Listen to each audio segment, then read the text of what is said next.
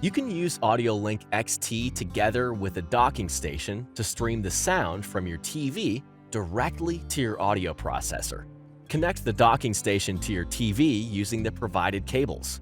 Use the audio cable for exclusive use or the RCA cable if you wish to listen with others.